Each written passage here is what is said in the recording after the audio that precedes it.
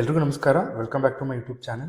Essential English communication ಅಂತ ಒಂದು practical course ಇದೆ. ಸೊ ಅದು ತುಂಬ important course. Because English communication ಪ್ರತಿಯೊಬ್ಬರಿಗೂ ಬೇಕು ಅಂತ ಫಸ್ಟ್ ಸೆಮಿಸ್ಟ್ರಲ್ಲಿ ಅಥವಾ ಸೆಕೆಂಡ್ ಸೆಮಿಸ್ಟ್ರಲ್ಲಿ ಇಟ್ಟಿರ್ತಾರೆ ನಿಮ್ಮ ಸಿಲೆಬಸ್ಸಲ್ಲಿ. C25 ಡಿಪ್ಲೊಮಾ ಸಿಲೆಬಸ್ಸಲ್ಲಿ ಇದು ಕಂಪಲ್ಸರಿ ಸಬ್ಜೆಕ್ಟ್ ಆಗಿದೆ. ಸೊ ಈ ಒಂದು ವಿಡಿಯೋ ಸೆಷನಲ್ಲಿ ಪ್ರಾಕ್ಟಿಕಲ್ ಎಕ್ಸಾಮ್ ಯಾವ ಥರ ನಾವು ಪ್ರಿಪೇರ್ ಆಗಬೇಕು ಅಂದರೆ SEE ಪ್ರಿಪರೇಷನ್ ಅಂದರೆ ಸೆಮಿಸ್ಟರ್ ಎಂಡ್ ಎಕ್ಸಾಮಿನೇಷನ್ಗೆ ನಾವು ಯಾವ ಥರ ಪ್ರಿಪೇರ್ ಆಗಬೇಕು ಅನ್ನೋದನ್ನು ಒಂದಷ್ಟು ಪ್ರಾಕ್ಟೀಸ್ ಯಾವ ಥರ ಕ್ವಶನ್ಸ್ ಬರಬಹುದು ಅನ್ನೋದ್ರ ಹೇಳ್ತಾ ಬರ್ತೀನಿ ಈ ಒಂದು ವಿಡಿಯೋ ಸೆಷನಲ್ಲಿ. ಸೊ ಫಸ್ಟ್ ಯಾವುದೇ ಥರ ಶುರು ಮಾಡೋಕ್ಕಿಂತ ಮುಂಚೆ ನಾನು ಮಾಡಲ್ ಕ್ವಶನ್ ಪೇಪರಲ್ಲಿ ಏನು ಕೊಟ್ಟಿದ್ದಾರೆ ಅನ್ನೋದನ್ನು ನಿಮಗೆ ಬ್ರೀಫ್ ಮಾಡ್ತಾ ಬರ್ತೀನಿ. So model question paper for SEE exam ನಿಮ್ಮ ಸಿಲೆಬಸ್ಸಲ್ಲಿ ಈ ಥರ ಇದೆ. ಇದರಲ್ಲಿ ನಿಮ್ಗೆ ಗೊತ್ತಿರೋ ಹಾಗೆ 3 hours ಡ್ಯೂರೇಷನ್ ಇರುವಂಥ ಎಕ್ಸಾಮ್ ಇದು. 50 ಮಾರ್ಕ್ಸ್ಗೆ ಕಂಡಕ್ಟ್ ಮಾಡ್ತಾರೆ. 50 ಮಾರ್ಕ್ಸ್ನ 4 ಸಬ್ ಡಿವಿಷನ್ ಆಗಿ ಮಾಡ್ತಾರೆ. ಸೊ 4 ಸಬ್ ಡಿವಿಷನ್ನು 15+15+10+10. ಏನು 4 ಸಬ್ ಡಿವಿಷನ್ ಅಂತ ನೋಡೋದಾದರೆ, ಫಸ್ಟ್ ಕ್ವಶನ್ ಬಂದು 15 marks for return answers BTE answer scripts. ಅಂದರೆ ಅರ್ಥ ಏನಪ್ಪ ಅಂತ ಹೇಳಿದ್ರೆ, ನಿಮಗೆ ಕೊಟ್ಟಿರುವಂತಹ ಆನ್ಸರ್ ಶೀಟಲ್ಲಿ ನಿಮಗೆ ಬರೆದು ನೀವು ತೋರಿಸ್ಬೇಕಾಗತ್ತೆ. ಫಸ್ಟ್ ಕ್ವಶನ್ಗೆ ಯಾವ ಥರ ಕ್ವಶನ್ ಬರುತ್ತೆ ಅನ್ನೋದನ್ನು ಸಿಲೆಬಸ್ಸಲ್ಲಿ ಹೇಳಿದ್ದಾರೆ. 1 question is based on audio visual inputs. ಅಂದರೆ ಏನು ಚಾಪ್ಟರ್ 4ಅಲ್ಲಿ ನೀವು ತಿಳ್ಕೊಂಡಿದ್ರಿ, ಸಿಲೆಬಸ್ಸಲ್ಲಿ ನೋಡೋದಾದರೆ ಅಲ್ಲಿ ಲಿಸನಿಂಗ್ ಆ್ಯಂಡ್ ಸ್ಪೀಕಿಂಗ್ ಸ್ಕಿಲ್ಸ್ ಅಂತ ಎಕ್ಸಸೈಸ್ ಲ್ಯಾಂಗ್ವೇಜ್ ಲ್ಯಾಬಲ್ ಮಾಡಿದ್ರಿ. ಸೊ ಆ ಒಂದು ಸೀರೀಸಲ್ಲಿ ನಿಮಗೆ ಏನೋ ಒಂದು ಕ್ವಶನ್ ಬರುತ್ತೆ. ಅದನ್ನು ನೀವು ಒಂದು ಆಡಿಯೋ ಅಥವಾ ಏನೋ ಒಂದು ವಿಡಿಯೋ ತೋರಿಸ್ತಾರೆ. ಅದನ್ನ ನೀವು ಅಬ್ಸರ್ವ್ ಮಾಡಿ ಕ್ವಶನ್ಸ್ ಕೊಡ್ತಾರೆ ಅಥವಾ ಸಮ್ಮರಿ ಬರೆಯೋದಾಗಿರ್ಬೋದು. ಅದೆಲ್ಲ ಡೀಟೇಲ್ ಆಗಿ ನಾನು ಹೇಳ್ತಾ ಬರ್ತೀನಿ ಯಾವ ಥರ ಬರಬಹುದು ಅಂತ. ಸೊ ಆನ್ಸರ್ ಸ್ಕ್ರಿಪ್ಟ್ಸಲ್ಲಿ ಬರೆಯೋದಕ್ಕೆ ನಿಮಗೆ 15 ಮಾರ್ಕ್ಸ್ ಇರುತ್ತೆ. ಅದಾದಮೇಲೆ ಎರಡನೇ ಸೆಕ್ಷನ್ ಬಂದು you have to give a presentation using technological tools such as like computers ಅಂತ ಅಂದ್ಕೊಳ್ಳೋದಾದರೆ ನೀವು ವರ್ಡು, ಪವರ್ ಪಾಯಿಂಟು, ಎಕ್ಸೆಲ್ ಯಾವುದಾದ್ರೂ ಒಂದು ಆ್ಯಕ್ಟಿವಿಟಿ ಮಾಡಿಸಿರ್ತಾರೆ. ಸೊ ಅಲ್ಲಿ ಒಂದು ಕ್ವಶನ್ ಬರುತ್ತೆ. ಅದನ್ನು ನೀವು ಕಂಪ್ಯೂಟ್ರಲ್ಲಿ ಮಾಡಿ ತೋರಿಸ್ಬೇಕಾಗತ್ತೆ. ಅದಕ್ಕೆ 15 ಮಾರ್ಕ್ಸ್ ಇರುತ್ತೆ. ಮೂರನೇ question is based on activity based assessment. ನಿಮ್ಮ ಕ್ಲಾಸ್ ನೋಟ್ಸ್ ಅಥವಾ ಅಸೆಸ್ಮೆಂಟ್ ಅಥವಾ ವರ್ಕ್ ಬುಕ್ ಅಂತ ಏನು ಕ್ಲಾಸಲ್ಲಿ ನೀವು ಮಾಡಿದ್ರಿ ಎಲ್ಲ ಎಕ್ಸಸೈಸ್ಗಳು, ಅಲ್ಲಿ ಬರುವಂತಹ ಕ್ವಶನ್ಸು ಇಲ್ಲೇನು ಕಾಣಿಸ್ತಿದೆಯಲ್ಲ ಇಷ್ಟು ಸಿಲೆಬಸ್ ಒಳಗಡೆ ಇರುವಂಥದ್ದೇನೆ ಇಲ್ಲಿರುವಂಥದ್ದು ಯಾವುದಾದ್ರೂ ಕೊಡಬಹುದು ಅವರು. ಬೇಸ್ಡ್ ಆನ್ ದ ಏನು ವೆಯ್ಟೇಜ್ ಆಫ್ ದ ಮಾರ್ಕ್ಸ್. ತುಂಬ ಕಂಟೆಂಟ್ ಜಾಸ್ತಿ ಇದ್ದರೆ they might give only 1 question, or if they give voice to text message ಆ ಥರದ್ದು ಏನಾದರೂ ಒಂದು ಆ್ಯಕ್ಟಿವಿಟಿ ಇತ್ತು, ಪ್ರಾಕ್ಟಿಕಲ್ ಎಕ್ಸಸೈಸು ಆ ಥರದ್ದಾದರೆ 2 ಸಿಂಪಲ್ ಆ್ಯಕ್ಟಿವಿಟೀಸ್ ಕೊಡಬಹುದು. So it all depends on the questions. ಇಷ್ಟರಲ್ಲಿ ಯಾವುದಾದ್ರೂ ಕ್ವಶನ್ಸು ಬರಬಹುದು. ಹಂಗಾಗಿ ಸೊ ಇಷ್ಟು ಎಕ್ಸಸೈಸ್ ಎಲ್ರಿಗೂ ಮಾಡಿಸಿರ್ತಾರೆ ಅಂತ ಅಂದ್ಕೊಂಡು ನಾನು ಹೇಳ್ತಾ ಬರ್ತಿದ್ದೀನಿ ಇದನ್ನೆಲ್ಲ. ಆ್ಯಕ್ಟಿವಿಟಿ ಬೇಸ್ಡ್ ಅಸೆಸ್ಮೆಂಟಲ್ಲಿ 10 ಮಾರ್ಕ್ಸ್ಗೆ 1 ಕ್ವಶನ್ ಇರುತ್ತೆ. ಅದು ನೀವು ಏನು ಕೊಟ್ಟಿರ್ತೀರೋ ಅಸೈನ್ಮೆಂಟ್ ಅಥವಾ ಕ್ಲಾಸ್ ನೋಟ್ಸು ಅದನ್ನು ನೋಡಿಕೊಂಡೇ ಕೊಡಬೇಕಾಗತ್ತೆ. ಅದಕ್ಕೆ 10 ಮಾರ್ಕ್ಸ್ ಇರುತ್ತೆ. ಇನ್ನು ಲಾಸ್ಟ್ ಇಂಪಾರ್ಟೆಂಟ್ ಸೆಗ್ಮೆಂಟ್ ಬಂದು ವೈವಾ ವರ್ಸ್ ಕ್ವಶನ್ಸ್. ಅಂದರೆ ಏನು ಪ್ರಾಕ್ಟಿಕಲ್ ಎಕ್ಸಾಮಿನರ್ಸ್ ಯಾರಿರ್ತಾರೋ ಅವ್ರು ನಿಮಗೆ ಓವರಲ್ ಆಗಿ ಕ್ವಶನ್ಸ್ ಕೇಳ್ತಾ ಬರ್ತಾರೆ based on listening and speaking skills. ಇದನ್ನು ಕೂಡ ಸಿಲೆಬಸ್ಸಲ್ಲಿ ಕ್ಲಿಯರಾಗಿ ಡಿಸ್ಕ್ರೈಬ್ ಮಾಡಿರೋದ್ರಿಂದ ನೀವು ಲಿಸನಿಂಗ್ ಮತ್ತು ಸ್ಪೀಕಿಂಗ್ ಸ್ಕಿಲ್ಸ್ ಸೆಕ್ಷನಲ್ಲಿ ಏನೇನು ವೈವಾ ಕ್ವಶನ್ಸ್ ಬರುತ್ತೆ ಅಂತ ನೀವು ಡೀಟೇಲ್ ಆಗಿ ತಿಳ್ಕೊಂಡು ಆ ಥಿಯರಿ ಪೋರ್ಷನ್ಸ್ನ ಓದ್ತಾ ಬಂದರೆ ನೀವು ಆರಾಮಾಗಿ ಆ ಒಂದು ವೈವಾ ಕ್ವಶನ್ಸ್ನ ಕೂಡ ಈಸಿಯಾಗಿ ಸಾಲ್ವ್ ಮಾಡ್ಬೋದು ಅಥವಾ ಆನ್ಸರ್ ಹೇಳ್ಬೋದು ಅವ್ರು ಕೇಳೋ ಕ್ವಶನ್ಸ್ಗಳಿಗೆ. ಸೊ ಈ 4 ಸೆಗ್ಮೆಂಟ್ನ ಆ್ಯಡ್ ಮಾಡಿದ್ರೆ ನಿಮಗೆ 50 ಮಾರ್ಕ್ಸ್ ಬರುತ್ತೆ. ಸೊ ನೆಕ್ಸ್ಟ್ ನೋಡ್ತಾ ಬರೋಣ ಯಾವ ಥರ ಒಂದೊಂದೇ ಸೆಕ್ಷನ್ನು ಯಾವ್ಯಾವ ಥರ ಇರಬಹುದು, ನಾವು ಯಾವ ಥರ ಮಾಡಿಸಿದ್ದೀವಿ ಅನ್ನೋದ್ರ ಜಸ್ಟ್ ಡಿಸ್ಕಷನ್ ಮಾಡ್ತಾ ಬರೋಣ. So that you can relate to your college activities ಯಾವ ಥರ ಮಾಡಿಸಿರ್ತಾರೆ ಅಂತ ನೋಡಿಕೊಂಡು you can prepare according to that. So first 15 marks as per the syllabus, you need to answer in BTE answer script practice question related to audio visual inputs such as listening and speaking skills. So ಈ ಒಂದು 3 ನಾವು ಮಾಡಿಸಿರುವಂಥ ಎಕ್ಸಸೈಸ್ಗಳು. For example ನಿಮ್ಮ ಸಿಲೆಬಸ್ಸಲ್ಲಿ ಒಂದು 7-8 video ಲಿಂಕ್ನ ಕೊಟ್ಟಿದ್ರು. ಆ video ಲಿಂಕ್ಸ್ನ ನೋಡಿಕೊಂಡು ನೀವು ಸಮ್ಮರಿ ಬರೀಬೇಕು. ಸಮ್ಮರಿ ಬರೆದ್ರೆ ನಿಮಗೆ 2 ವಿಡಿಯೋ ತೋರಿಸ್ಬಿಟ್ಟು 2 ಸಮ್ಮರಿ ಬರೆದ್ರೆ ಅದನ್ನು 15 ಕೊಡ್ಬೋದು. ಅಥವಾ ಸಮ್ಮರಿ ಸ್ವಲ್ಪ ಎಲಾಂಗೇಟ್ ಮಾಡಿ ಚೆನ್ನಾಗಿ ಬರೆದ್ರೆ ಒಂದು 15 ಮಾರ್ಕ್ಸ್ ವೈಟೇಜ್ ಇರುವಂಥ ಸಮ್ಮರಿ ಕೇಳಿದ್ರೆ you can take 1 question also. ಅದೇ ಥರ listening to a speech and answering question.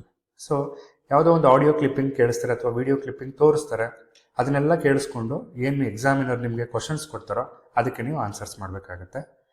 3ನೇ type of question speaking skills ಬಗ್ಗೆ ಹೇಳೋದಾದರೆ, ಒಂದು ನಿಮ್ಮ ಎಕ್ಸಸೈಸ್ ಮಾಡಿಸಿರ್ತಾರೆ ಬ್ಯಾಂಕ್ ಮ್ಯಾನೇಜರ್ ಜೊತೆ ಯಾವ ಥರ ಕನ್ವರ್ಸೇಷನ್ ಮಾಡಬೇಕು ಅನ್ನೋದನ್ನು.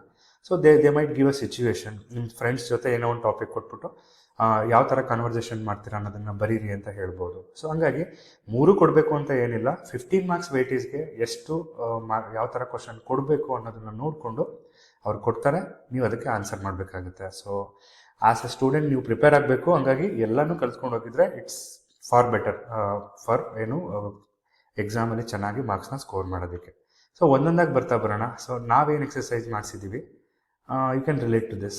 ನೋಡಿ, video observation and summary writing ಅನ್ನೋದೇನು ಕ್ವಶನ್ ನಂಬರ್ 1 ಇತ್ತು.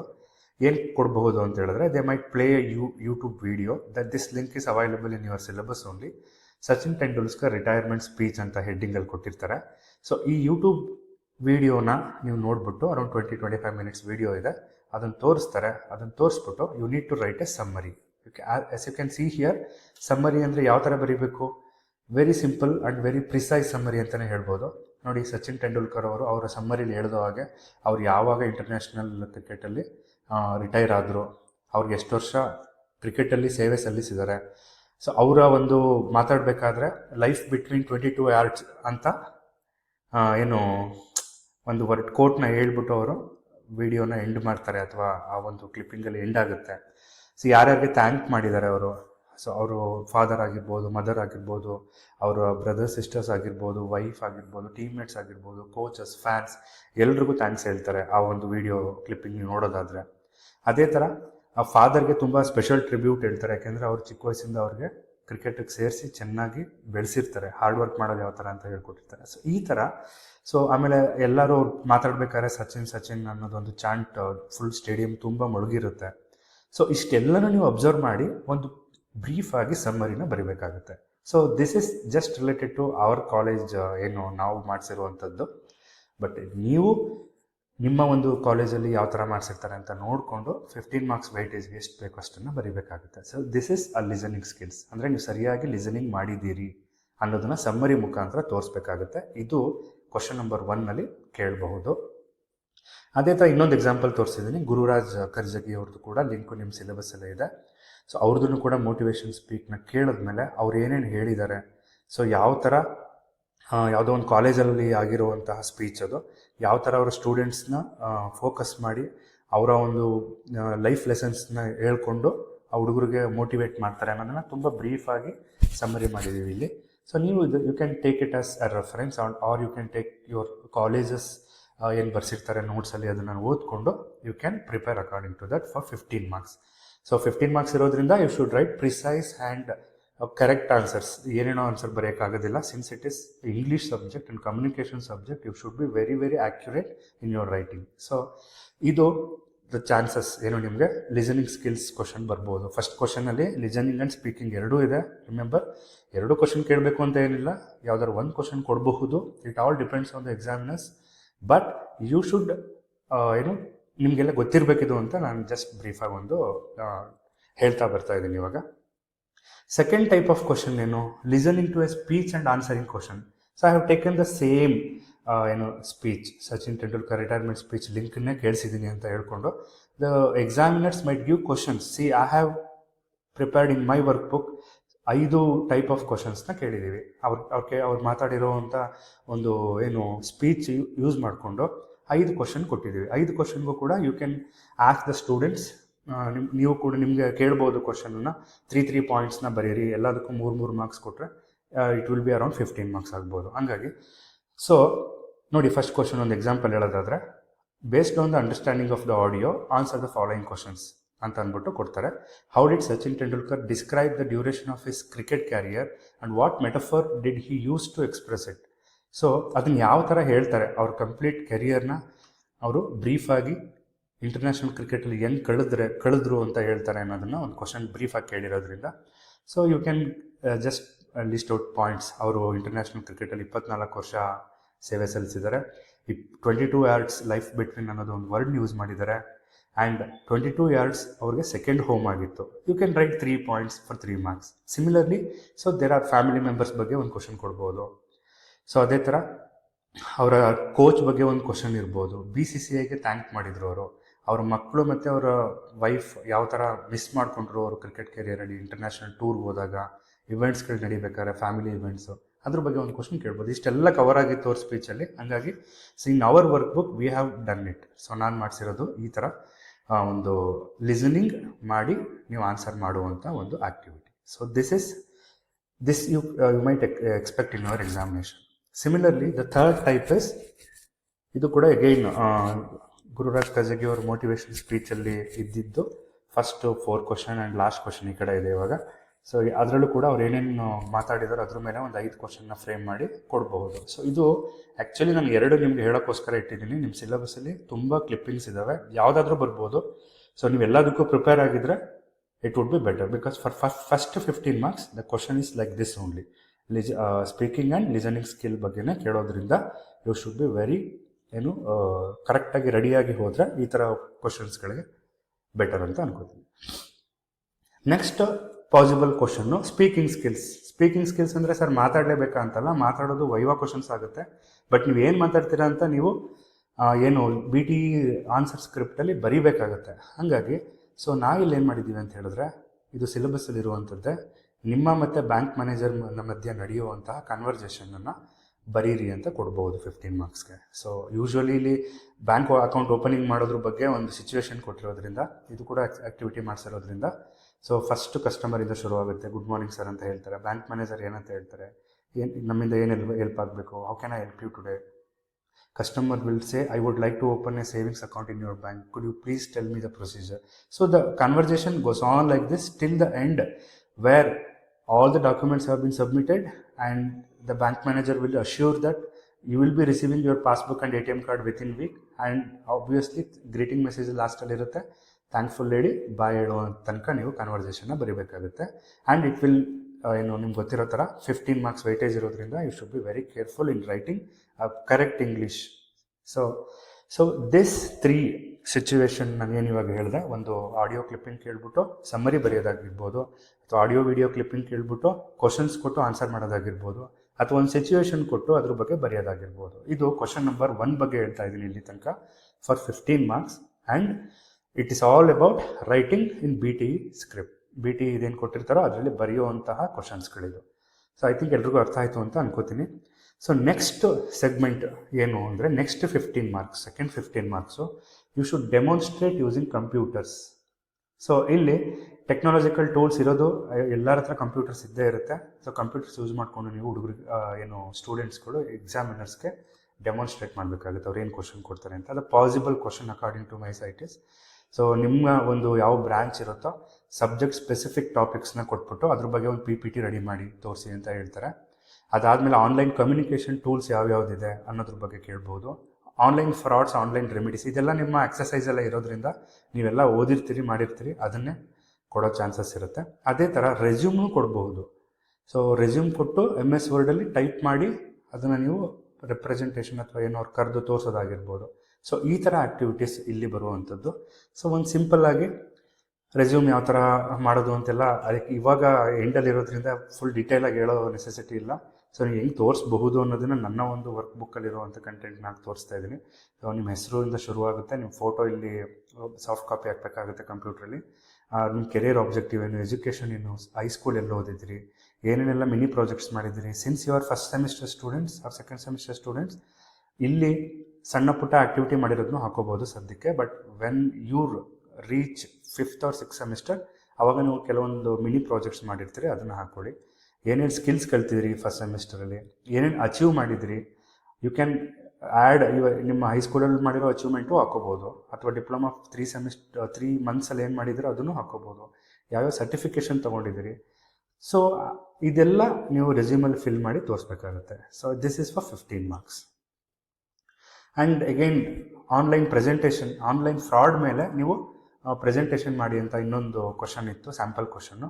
ಸೊ ನೀವು PPT ಓಪನ್ ಮಾಡಿ ಫಸ್ಟು ಟೈಟಲ್ ಕೊಟ್ಟೋದಕ್ಕೆ ಡೇಂಜರ್ಸ್ ಆಫ್ ಆನ್ಲೈನ್ ಫ್ರಾಡ್ ಅನ್ನೋದೊಂದು ಇಮೇಜ್ ಹಾಕಿ, ಏನು ಆನ್ಲೈನ್ ಫ್ರಾಡ್ ಅಂದರೆ ಏನು, ರಿಯಲ್ ಇನ್ಸಿಡೆಂಟ್ಸ್ ಯಾವ್ಯಾವ ಥರ ಆಗ್ತಾಯಿದೆ, ಸ್ಕ್ಯಾಮ್ಗಳು ಯಾವ ಥರ ಆಗ್ತಾಯಿದೆ ಅನ್ನೋದ್ರ ಬಗ್ಗೆ ಒಂದಷ್ಟು ಇನ್ಪುಟ್ಸ್ನ ತೋರಿಸಿ ಅವ್ರಿಗೆ ಏನು ಎಕ್ಸಾಮಿನರ್ಸ್ಗೆ ಕನ್ವಿನ್ಸ್ ಮಾಡಿದ್ರೆ that is sufficient to award 15 marks ಅಂತ ಹೇಳ್ಬೋದು. So this is about question number 2, which is based on presentation skills using technological tools such as computers. I hope ಎಲ್ರಿಗೂ question number 1 and question number 2 ಅರ್ಥ ಆಗಿದೆ ಅಂತ ಅನ್ಕೋತೀನಿ. So in the next ಸೆಗ್ಮೆಂಟಲ್ಲಿ question number 3 ಬಗ್ಗೆ ಹೇಳ್ತೀನಿ. So section 1 section 2 ಅಂದರೆ 15 marks ಯಾವ ಥರ ಬರುತ್ತೆ ಅಂತ ತಿಳ್ಕೊಂಡ್ವಿ. ಫಸ್ಟ್ 15 ಮಾರ್ಕ್ಸ್ ಬಂದು ನೀವು ರಿಟರ್ನ್ ಬರೀಬೇಕು, ಅದು ನಿಮಗೇನು ವಿಡಿಯೋ ಅಥವಾ ಸ್ಪೀಕಿಂಗ್ ಸ್ಕಿಲ್ಸ್ನ ಟೆಸ್ಟ್ ಮಾಡೋದಕ್ಕೆ. ಸೆಕೆಂಡ್ 15 ಮಾರ್ಕ್ಸ್ ಬಂದು ಕಂಪ್ಯೂಟರ್ ಡೆಮಾನ್ಸ್ಟ್ರೇಟ್ ಮಾಡಬೇಕು, ಐದರ್ PPT ಆರ್ ಪ್ರೆಸೆಂಟೇಷನ್ ವರ್ಡ್ ಯಾವುದಾದ್ರೂ ಆಗಿರ್ಬೋದು, ಕ್ವಶನ್ಸು ರೆಸ್ಯೂಮ್ ಮಾಡೋದಾಗಿರ್ಬೋದು, ಅಥವಾ ನಿಮ್ಮದು ಯಾವುದೋ ಒಂದು ಟಾಪಿಕ್ ಕೊಟ್ಬಿಟ್ಟು ಅದ್ರ ಬಗ್ಗೆ PPT ಕೇಳ್ಬೋದು. ಸೊ ನೆಕ್ಸ್ಟ್ 10 ಮಾರ್ಕ್ಸ್ ಬಂದು ಪೋರ್ಟ್ಫೋಲಿಯೋ ಇವ್ಯಾಲ್ಯೂಯೇಷನ್ ಅಥವಾ ಆ್ಯಕ್ಟಿವಿಟೀಸ್ ನೀವೇನು ಕ್ಲಾಸಸ್ಸಲ್ಲಿ ಮಾಡಿರ್ತೀರೋ, ನಿಮ್ಮ ನೋಟ್ಸಲ್ಲಿ ರೆಕಾರ್ಡ್ ಆಗಿರುತ್ತೋ ಅಥವಾ ಆ್ಯಕ್ಟಿವಿಟಿ ಬುಕ್ಕಲ್ಲಿ ರೆಕಾರ್ಡ್ ಆಗಿರುತ್ತೋ ಅದ್ರ ಮೇಲೆ ಒಂದು ಕ್ವಶನ್ ಬರ್ಬೋದು. ಆ ಕ್ವಶನ್ಗೆ 10 ಮಾರ್ಕ್ಸ್ ಇವ್ಯಾಲ್ಯೂಯೇಟ್ ಮಾಡ್ತಾರೆ. ಸೊ ಇಷ್ಟೆಲ್ಲ ಏನು ಹಾಕಿದ್ದೀನಿ ಇಷ್ಟನ್ನು ಕೂಡ ನಿಮ್ಮ CE ಕ್ವಶನ್ ಪೇಪರ್ ಮಾಡಲ್ ಪೇಪರ್ ಒಳಗಡೆ ಇರುವಂಥದ್ದೇ, ಪ್ಲಸ್ ನಾನು ಮಾಡಿಸಿರುವಂಥ 30 ಎಕ್ಸಸೈಸಲ್ಲಿ ಒಂದಷ್ಟು ಆಯ್ದ ಎಕ್ಸಸೈಸ್ಗಳನ್ನ ಹಾಕಿದ್ದೀನಿ. ಇಟ್ ಡಸಂಟ್ ಮೀನ್ ದಟ್ ಇಷ್ಟೇ ಬರುತ್ತೆ ಅಂತಲ್ಲ. ಸೊ ಜಸ್ಟ್ ಒಂದು ಇಂಪಾರ್ಟೆಂಟ್ ಆಗಿರೋ ಅಂತ ಹೇಳ್ಕೊಬೋದು ನೀವು. ಸೊ ಅದನ್ನು ಪಿಕ್ ಮಾಡಿ ಇಲ್ಲಿ ತೋರಿಸಿದ್ದೀನಿ. Write an email to friend. So house warming ceremony ಇದ್ದರೆ ಅದು ನಿಮ್ಮ ಸಿಲೆಬಸ್ಸಲ್ಲಿ ಮೆನ್ಷನ್ ಆಗಿರೋದೇ ಇದು ಕೂಡ. ಸೊ ಅವ್ರಿಗೆ ಯಾವ ಥರ ಮೇಲ್ ಮಾಡ್ತೀರಾ, ಪ್ರಿನ್ಸಿಪಾಲ್ಗೆ ಕ್ಯಾಂಟೀನ್ ಫೆಸಿಲಿಟಿ ಕೊಡಿಸ್ಕೊಡಿ ಅಂತ ಯಾವ ಥರ ಲೆಟ್ರ್ ಬರೀಬೇಕು ಅನ್ನೋದ್ರ ಬಗ್ಗೆ ಎಲ್ಲ ಎಕ್ಸಸೈಸ್ ಮಾಡಿಸಿರ್ತಾರೆ ಕ್ಲಾಸಸ್ಸಲ್ಲಿ. ಇಂಟರ್ನ್ಶಿಪ್ ಆಪರ್ಚುನಿಟೀಸ್ಗೆ ಒಂದು ಕವರಿಂಗ್ ಲೆಟ್ರ್ ಬರೆಯೋದಾಗಿರ್ಬೋದು. 15 ಡೇ NCC ಕ್ಯಾಂಪ್ ಮೈಸೂರಲ್ಲಿ ಆಗಿದೆ ಅಂತ ಅಂದ್ಕೊಂಡು ಅದ್ರ ಜರ್ನಲ್ ಎಂಟ್ರಿ ಯಾವ ಥರ ಮಾಡೋದು. ಇಂಟ್ರೊಡಕ್ಷನ್ ಅಥವಾ recommendation for job opportunity for your friend. So recommendation letter ಯಾವ ಥರ ಪ್ರಿಪೇರ್ ಮಾಡೋದು. ನೋಟಿಸ್ ಬೋರ್ಡ್ ಲೆಟರ್ ಹೆಂಗೆ ಪ್ರಿಪೇರ್ ಮಾಡೋದು. ನಿಮ್ಮ ಕಾಲೇಜಲ್ಲಿ ಯಾವುದೋ ಒಂದು ಆ್ಯನ್ಯುವಲ್ ಡೇ ಫಂಕ್ಷನ್ ಇರುತ್ತೆ. So you need to prepare a notice board ಕಂಟೆಂಟ್ನ ಯಾವ ಥರ ಪ್ರಿಪೇರ್ ಮಾಡೋದು. ಇಂಟರ್ ಕಾಲೇಜ್ ಕ್ವಿಸ್ ಕಾಂಪಿಟೇಷನ್ ಇದ್ದಾಗ ಹೆಂಗೆ ನೋಟಿಸ್ ಪ್ರಿಪೇರ್ ಮಾಡೋದು.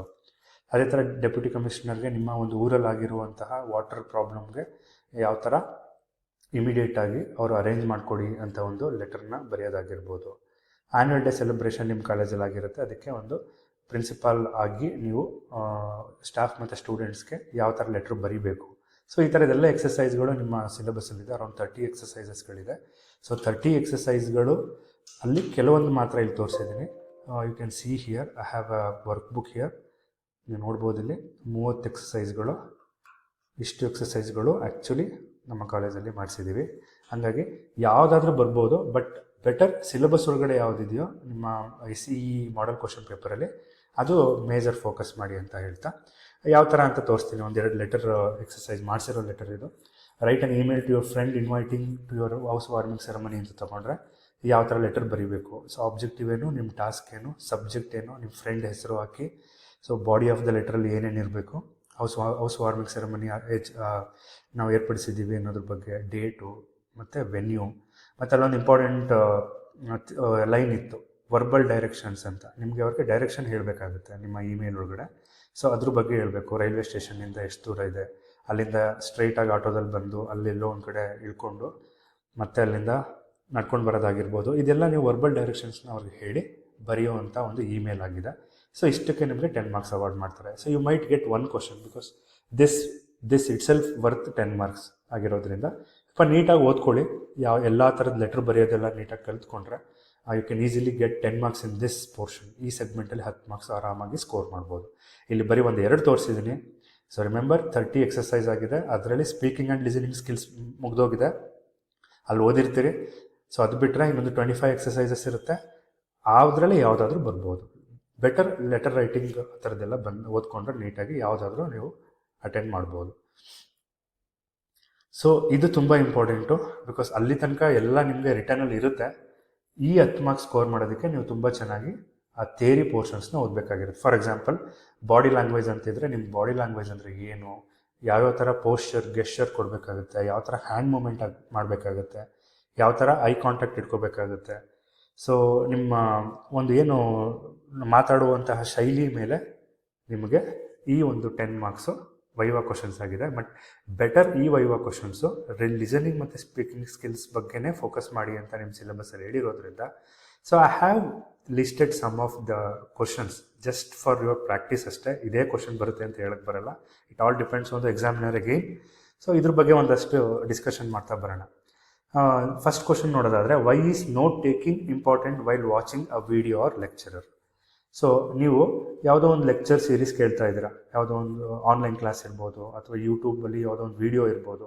ಸೊ ಅದನ್ನು ನೋಡಿ ನೀವು ಏನೋ ಒಂದು ಪಾಯಿಂಟ್ಸ್ನ ನಿಮಗೆ ಅರ್ಥ ಮಾಡ್ಕೊಳ್ಳೋಕ್ಕೋಸ್ಕರ ನೋಡ್ತಿರ್ತೀರಿ. ಸೊ ಅಂಥ ಟೈಮಲ್ಲಿ what is the importance of note taking? So note taking ಅಂದರೆ whenever you watch a video or you listening a lecture, you should always carry a book to take a note of key points from the speaker. So speaker ಏನು ಮಾತಾಡ್ತಿರೋದನ್ನ ನೀವು ಬರ್ಕೊಳ್ಳೋದಕ್ಕೆ always carry ಅ packet book ಅಥವಾ ಒಂದು ಸಣ್ಣ dairy ಥರ ಇಟ್ಕೊಂಡು ಹೋದರೆ better ಅಂತ ಹೇಳ್ತಾರೆ. ಎಲ್ಲ ಕಮ್ಯುನಿಕೇಷನ್ ಸ್ಕಿಲ್ಸಲ್ಲಿ ಬರುವಂತಹ ತುಂಬ ಬೇಸಿಕ್ ರೂಲ್ ಅದು. ಸೊ ಹಂಗಾಗಿ ಏನಕ್ಕೆ ಬೇಕು ಅನ್ನೋದು ಆ ಕ್ವಶನ್ ಆಗಿತ್ತು. ಸೊ ಅದು ಕ್ವಶನ್ಗೆ answer very simple. So note taking ಮಾಡೋದ್ರಿಂದ ಯು ಶುಡ್ ಫೋಕಸ್ ಬರುತ್ತೆ ನಿಮಗೆ. ಕಂಪ್ಲೀಟ್ ವಿಡಿಯೋನ ಕರೆಕ್ಟಾಗಿ ನೀವು ಫಸ್ಟ್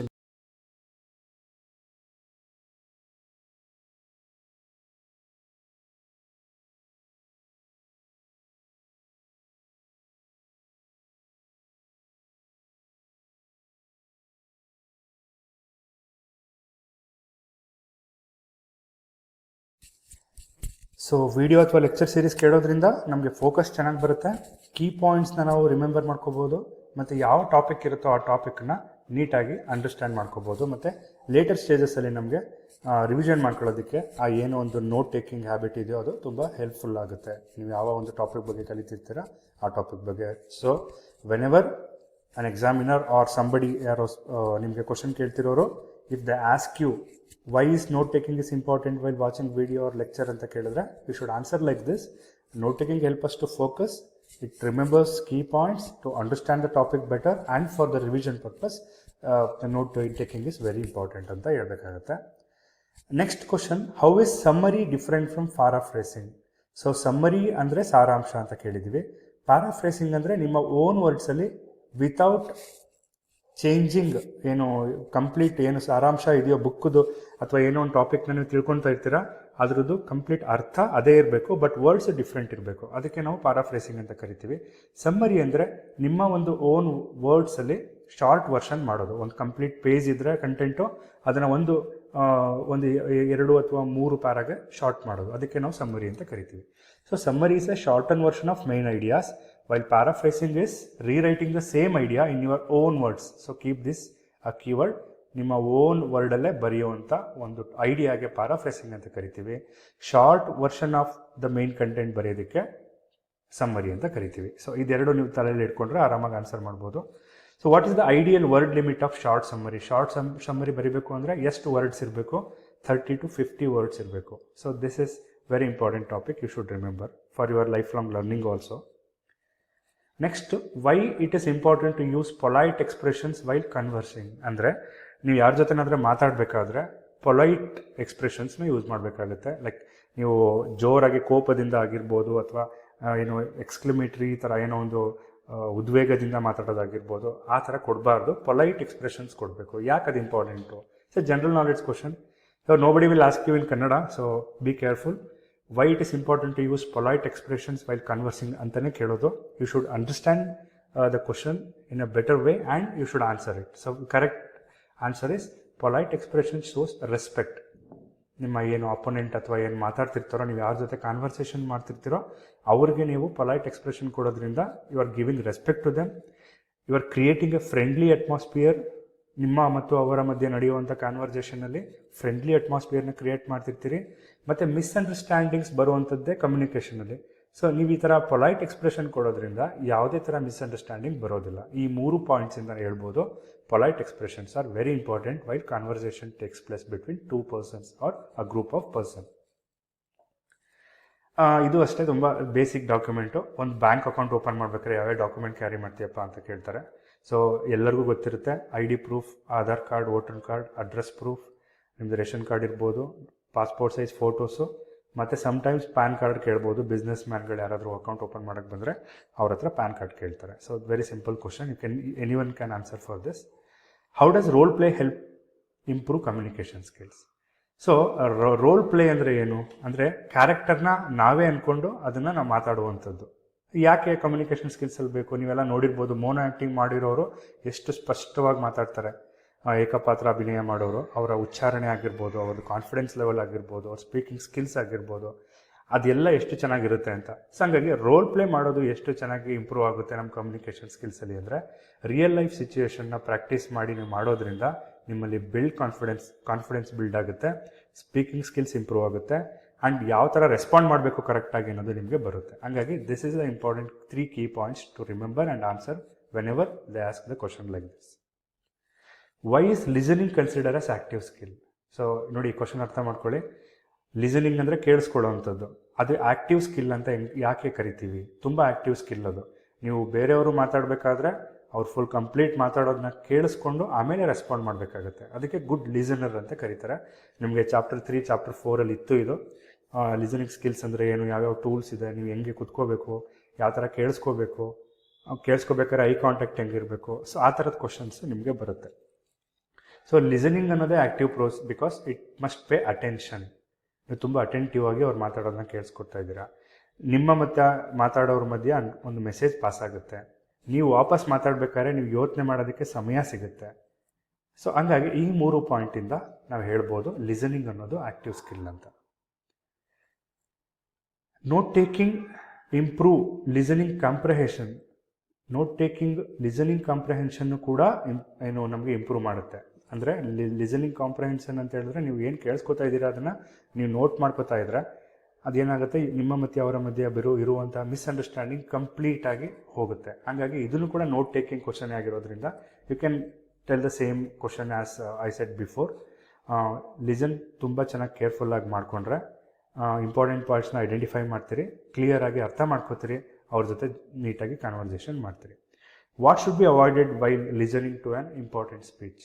ನೀವು ಒಳ್ಳೆ ಸ್ಪೀಚ್ನ ಕೇಳಿಸ್ಕೊತಾ ಇರ್ತೀರಿ, ಏನೇನೆಲ್ಲ ಅವಾಯ್ಡ್ ಮಾಡಬೇಕು, ಯಾವ್ಯಾವುದು ಇರಬಾರ್ದು. ಸೊ ಡಿಸ್ಟ್ರಾಕ್ಷನ್ಸ್ ಏನಾದರೂ ಆದರೆ, ಸೊ ಇದು ಸ್ಟೂಡೆಂಟ್ಸ್ ಮಾಡುವಂಥದ್ದು, ನಾವು ಏನೋ ಒಂದು ಪಾಠ ಮಾಡಬೇಕಾದ್ರೆ ಯಾರೋ ಒಬ್ಬ ಏನೋ ಒಂದು ತೀಟ್ಲೆ ಮಾಡ್ದ ಅಂತ ಡಿಸ್ಟ್ರಾಕ್ಟ್ ಆಗಿಬಿಡ್ತೀವಿ. ಸೊ ಅಲ್ಲಿಗೆ ಕಟ್ಟಾಗಿ ಹೋಗುತ್ತೆ ನಾಲೆಡ್ಜು, ಕಮ್ಯುನಿಕೇಷನ್ ಪಾಸ್ ಆಗಲ್ಲ ಸೆಂಡರ್ ಮತ್ತು ರಿಸೀವರ್ ಮಧ್ಯ. ನೀವು ಏನೇ ಡಿಸ್ಟ್ರಾಕ್ಷನ್ ಮಾಡಿದ್ರು ಅದನ್ನು ಅವಾಯ್ಡ್ ಮಾಡಬೇಕು. ಮಧ್ಯ ಇಂಟ್ರಪ್ಟ್ ಮಾಡಬಾರ್ದು. ಡೇ ಡ್ರೀಮಿಂಗ್, ಹಗಲುಗನಸು ಅಂತ ಕರಿತೀವಿ. ಡೇ ಡ್ರೀಮ್ ಮಾಡಬಾರ್ದು. ನೀವು ಏನು ಫೋಕಸ್ ಮಾಡ್ತಿರ್ತೀರೋ ಚಾಪ್ಟರು ಅದ್ರ ಬಗ್ಗೆ ಮಾತ್ರ ಕಾನ್ಸಂಟ್ರೇಷನ್ ಇರಬೇಕು. ಆ್ಯಂಡ್ ಏನು ಆ ಕಡೆಯಿಂದ ಸ್ಪೀಚ್ನ ಕೇಳಿಸ್ಕೊಳ್ಳೋ ಟೈಮಲ್ಲಿ ಮೊಬೈಲ್ ಫೋನ್ ಕಂಪ್ಯೂಟರ್ಸ್ನ ಯೂಸ್ ಮಾಡಬಾರ್ದು. ಇವೆಲ್ಲ ಅವಾಯ್ಡ್ ಮಾಡಬೇಕಾಗಿರುವಂತಹ ತುಂಬ ಇಂಪಾರ್ಟೆಂಟ್ ಏನು ಟೂಲ್ಸ್ ಅಥವಾ ಏನು ಹ್ಯಾಬಿಟ್ಸ್ ಅಂತಲೇ ಹೇಳ್ಬೋದು. So next question, what is body language and Y it is important? ನೋಡಿ, ಬಾಡಿ ಲ್ಯಾಂಗ್ವೇಜ್ ಅಂದರೆ ನೀವು ಮಾತಾಡಬೇಕಾದ್ರೆ ಹ್ಯಾಂಡ್ ಮೂಮೆಂಟ್ ಆಗಿರ್ಬೋದು, ಐ ಕಾಂಟ್ಯಾಕ್ಟ್ ಆಗಿರ್ಬೋದು, ನಿಮ್ಮದು ಕತ್ತು ಆ ಕಡೆ ಈ ಕಡೆ ಮಾಡ್ಕೊಳ್ಳೋದಾಗಿರ್ಬೋದು, ಸೊ ನಿಮ್ಮ ಲೆಗ್ ಮೂಮೆಂಟ್ ಆಗಿರ್ಬೋದು, ಅವೆಲ್ಲಕ್ಕೂ ಬಾಡಿ ಲ್ಯಾಂಗ್ವೇಜ್ ಅಂತ ಕರಿತೀವಿ. ನೀವು ಮಾತಾಡಬೇಕಾದ್ರೆ, ಕಮ್ಯುನಿಕೇಟ್ ಮಾಡಬೇಕಾದ್ರೆ ಯಾರ ಜೊತೆನಾದರೂ ಯಾಕೆ ಬಾಡಿ ಲ್ಯಾಂಗ್ವೇಜ್ ಇಂಪಾರ್ಟೆಂಟ್ ಅನ್ನೋ ಕ್ವಶನ್ ಬರ್ಬೋದು. ಸೊ ರಿಮೆಂಬರ್, ವೈವಾವಸ್ ಕ್ವಶನ್ಸಲ್ಲಿ ಇದ್ದೀವಿ. ಇಲ್ಲಿ ಲಿಸನಿಂಗ್ ಆ್ಯಂಡ್ ಸ್ಪೀಕಿಂಗ್ ಸ್ಕಿಲ್ಸಲ್ಲಿ ಅಂತಲೇ ನಿಮ್ಮ ಸಿಲೆಬಸ್ಸಲ್ಲಿ ಇರೋದ್ರಿಂದ ಇಷ್ಟೊಂದು ಕ್ವಶನ್ಸ್ ತೊಗೋತಾ ಇದ್ದೀನಿ. You have n number of questions. So these are the questions which comes to my mind whenever that say speaking and listening ಸ್ಕಿಲ್ಸಲ್ಲಿ ಯಾವ ಕ್ವಶನ್ಸ್ ಬರ್ಬೋದು ಅಂತ. 50 ಅಲ್ಲ 100 ಕ್ವಶನ್ನ ಫ್ರೇಮ್ ಮಾಡ್ಬೋದು. ಒಂದಷ್ಟು ಕ್ವಶನ್ ಮಾತ್ರ ಡಿಸ್ಕಷನ್ ಮಾಡ್ತಾ ಇದ್ದೀನಿ. ನೀವು ಇದೇ ರಿಲೇಟೆಡ್ ಎಲ್ಲ ಕ್ವಶನ್ಸ್ಗೂ ಪ್ರಿಪೇರ್ ಆಗಿ ಕಾನ್ಫಿಡೆಂಟಾಗಿ ಆನ್ಸರ್ ಮಾಡಲಿ ಅನ್ನೋ ಉದ್ದೇಶದಿಂದ ಈ ಥರದ ಕ್ವಶನ್ಸ್ನ ಕೊಡ್ತಾ ಇದ್ದೀನಿ. ಸೊ ಬಾಡಿ ಲ್ಯಾಂಗ್ವೇಜ್ ಅಂದರೆ ಗೆಸ್ಚರ್ಸ್. ನೀವು ಯಾವ ಥರ ನೋಡೋದಕ್ಕೆ, ಯಾವ ಥರ ಲೈಕ್ ಬಟ್ಟೆ ಯಾವ ಥರ ಹಾಕ್ಕೊಂಡಿದ್ದಾರೆ, ಯಾವ ಥರ ನೀಟಾಗಿ ರೆಡಿ ಆಗಿದ್ದೀರಾ, ನಿಮ್ಮ ಫೇಶಿಯಲ್ ಎಕ್ಸ್ಪ್ರೆಷನ್ಸ್ ಏನು, ನಿಮ್ಮ ಪೋಶ್ಚರ್ ಏನು, ಐ ಕಾಂಟ್ಯಾಕ್ಟ್ ಯಾವ ಥರ ಇದೆ, ಇವೆಲ್ಲ ಏನಕ್ಕೆ ಇಂಪಾರ್ಟೆಂಟು? ನಿಮ್ಮ ಫೀಲಿಂಗ್ಸ್ನ ಎಕ್ಸ್ಪ್ರೆಸ್ ಮಾಡೋದಕ್ಕೆ ಇಂಪಾರ್ಟೆಂಟು. ಸುಮ್ಮನೆ ಕೂತ್ಕೊಂಡ್ರೆ ಬಾಡಿ ಲ್ಯಾಂಗ್ವೇಜೇ ಇಲ್ಲ ಅಂತಾರೆ. ಇಂಟರ್ವ್ಯೂವಲ್ಲೆಲ್ಲ ಅದನ್ನೆಲ್ಲ ಅಬ್ಸರ್ವ್ ಮಾಡ್ತಾರೆ. ಸೊ ನೀವು ಸರಿಯಾದ ಬಾಡಿ ಲ್ಯಾಂಗ್ವೇಜ್, ಸರಿಯಾದ ಫೇಶಿಯಲ್ ಎಕ್ಸ್ಪ್ರೆಷನ್, ಸರಿಯಾದ ಪೋಶ್ಚರ್, ಸರಿಯಾದ ಐ ಕಾಂಟ್ಯಾಕ್ಟ್, ಸರಿಯಾದ ಗೆಸ್ಚರ್ ಇಟ್ಕೊಂಡ್ರೆ definitely your communication will be clearer and more effective. So this is the answer you should convey to the ಯಾರು ಕ್ವಶನ್ ಕೇಳಿರ್ತಾರೆ ಅವ್ರಿಗೆ. Give one example of positive body language and one example for negative body language. So positive body ಲ್ಯಾಂಗ್ವೇಜ್ಗೆ good eye contact ಅಂತ ತೊಗೋಬೋದು, ಇಲ್ಲಿರೋದು ಯಾವುದಾದ್ರೂ ತೊಗೋಬೋದು. Negative body ಲ್ಯಾಂಗ್ವೇಜ್ಗೆ ಕ್ರಾಸಿಂಗ್ ಆರ್ಮ್ಸ್ ಆರ್ ಲುಕಿಂಗ್ ಅವೇ. ನೀವು ಮಾತಾಡಬೇಕಾದ್ರೆ ಯಾವ ಕಡೆಗೋ ತಿರ್ಕೊಂಡು ಮಾತಾಡೋದು, ಲುಕಿಂಗ್ ಅವೇ ಅಂದರೆ. ಕ್ರಾಸಿಂಗ್ ಆರ್ಮ್, ಕೈ ಕಟ್ಟೆ ಹಾಕೊಂಡು ಮಾತಾಡೋದು. So this is not good whenever you go for a corporate life. ಹಂಗಾಗಿ ಬಾಡಿ ಲ್ಯಾಂಗ್ವೇಜ್ ಅನ್ನೋದು ತುಂಬ ಇಂಪಾರ್ಟೆಂಟ್ ಆಗಿರುತ್ತೆ. ಇದೆಲ್ಲ ನಿಮ್ಗೆ ಹೇಳ್ಕೊಟ್ಟಿರ್ತಾರೆ ಕ್ಲಾಸಸ್ಸಲ್ಲಿ. So you should speak in a positive way. How does body language help in public speaking or interviews? ಇದು ನಿಮಗೆ ತುಂಬ ಇಂಪಾರ್ಟೆಂಟ್. ನೀವು ಪಬ್ಲಿಕ್ಕಾಗಿ ಮಾತಾಡಬೇಕಾದ್ರೆ, ಒಂದಷ್ಟು ಜನಗಳ ಮಧ್ಯ ಇಂಟರ್ವ್ಯೂ ಅಟೆಂಡ್ ಮಾಡಬೇಕಾದ್ರೆ ಯಾಕೆ ಬಾಡಿ ಲ್ಯಾಂಗ್ವೇಜ್ ಇಂಪಾರ್ಟೆಂಟು? ನಿಮ್ಮ ಕಾನ್ಫಿಡೆನ್ಸ್ನ ತೋರಿಸುತ್ತೆ. ಆಡಿಯನ್ಸು ನಿಮ್ಮ ಕಡೆಗೆ ಎಂಗೇಜ್ ಆಗಿರ್ತಾರೆ. So it helps to create positive expression on interviewers. ಯಾರು ಇಂಟರ್ವ್ಯೂ ಮಾಡಿರ್ತಾರೋ ಅವ್ರಿಗೆ ನಿಮ್ಮ ಬಗ್ಗೆ ಒಂದು ಪಾಸಿಟಿವ್ ಎಕ್ಸ್ಪ್ರೆಷನ್ ಕ್ರಿಯೇಟ್ ಆಗುತ್ತೆ, ಇಂಪ್ರೆಷನ್ ಕ್ರಿಯೇಟ್ ಆಗುತ್ತೆ. ಸೊ ನಾಳೆ ಏನಾದರೂ ಯಾವ್ದಾರ ಪ್ರಾಬ್ಲಮ್ ಬಂದರೆ ಯಾವ ಥರ ಇವರು ಸಾಲ್ವ್ ಮಾಡ್ತಾರೆ ಅನ್ನೋದನ್ನು ಆ ಒಂದು ಬಾಡಿ ಲ್ಯಾಂಗ್ವೇಜಿಂದನೇ ಅವರು ಟೆಸ್ಟ್ ಮಾಡ್ತಾರೆ. ಸೊ ಇದೆಲ್ಲ ನಿಮಗೆ ಥಿಯರಿಟಿಕಲಿ ಹೇಳಿರ್ತಾರೆ, ಬಟ್ ಸ್ಟಿಲ್ ನನಗೆ ಹೇಳಬೇಕು ಅನ್ನಿಸ್ತು ಈ ವೈವಾ ಕ್ವಶನ್ಸ್ ಆ್ಯಂಡ್ ಆನ್ಸರ್ ಬಗ್ಗೆ ಡಿಸ್ಕಷನ್ ಮಾಡೋಣ ಅಂತ ಹೇಳಿ ನಾನು ಡಿಸ್ಕಷನ್ ಮಾಡಿದ್ದೀನಿ. ಐ ಥಿಂಕ್ ಎಲ್ರಿಗೂ ಇದೊಂದು ಎಫೆಕ್ಟಿವ್ ಆಗಿತ್ತು ಇಷ್ಟು ಟಾಪಿಕ್ಸ್ ಅಂತ ಅನ್ಕೋತೀನಿ. ಸೊ ಎಲ್ಲರೂ ಕೂಡ ಚೆನ್ನಾಗಿ ಎಕ್ಸಾಮ್ ಮಾಡಿ ಆಲ್ ದಿ ಬೆಸ್ಟ್ ಅಂತ ಹೇಳ್ತಾ, 4 ಕ್ವಶನ್ಸ್ ಇರ್ತವೆ, 4 ಸೆಕ್ಷನ್ಸ್ ಇರುತ್ತೆ. ಮೊದಲನೇದು ರಿಟರ್ನ್ ಇನ್ ಸ್ಕ್ರಿಪ್ಟ್ಸ್, 2ನೇದು ಸಾಫ್ಟ್ವೇರಲ್ಲಿ ತೋರಿಸೋದು, 3ನೇದು ನಿಮಗೆ ಇರುವಂಥ ಪೋರ್ಟ್ಫೋಲಿಯೋದಲ್ಲಿರುವಂಥ ಎಕ್ಸಸೈಸ್ ಮೇಲೆ ಒಂದು ಕ್ವಶನ್ ಬರ್ಬೋದು, 4ನೇದು viva questions on audio and listening and speaking skills. So ಎಲ್ರಿಗೂ ಏನೋ ಡೌಟ್ಸ್ ಇದ್ದರೆ you can leave a comment ಅಂತ ಹೇಳ್ತಾ I am going to stop my video. Thank you.